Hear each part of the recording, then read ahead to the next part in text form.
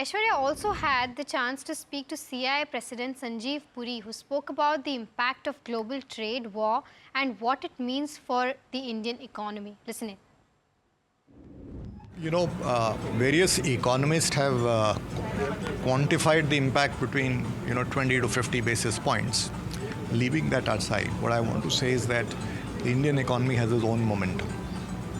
And despite this uncertainty and this in the tariff situation, I think Indian economy will continue to progress, will be resilient. There are several factors that are continue to improve from the Indian side. So I think these are all positives, including the fact that a lot of policy decisions and good reforms are continuously being taken forward. What we need, of course, to be cognizant of is the fact that places that have excess capacity or face tariffs will be dumping stocks into India. We need to monitor that and take agile action. And the good news is the government has already announced a group to monitor it closely.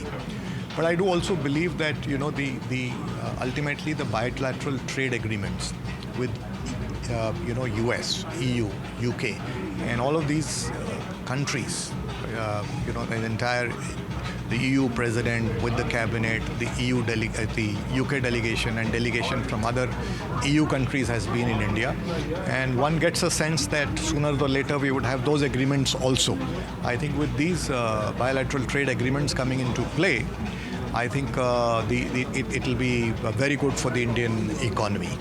So what are you hearing from your CII peers? You speak and converse with people from various sectors and industries as well. From their perspective, and when the trade deal or the negotiations do happen from the government side, what is it that they might be asking for?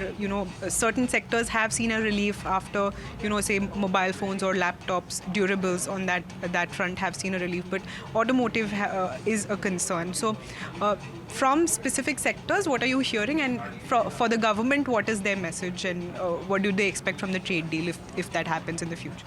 I think, as I said, a trade deal that is mutually beneficial is what is required. And of course, it's I don't want to get into sector by sector. That's be a long thing. But broadly, yes, obviously, it's a process of negotiation. And in the end, I think what I'm really saying is that bilateral trade agreements will be good. This is something that the industry has also been asking. Any recommendations so far? So, 70% of the global trade is in global value chains. And these bilateral trade agreements are also important from getting into global value chains.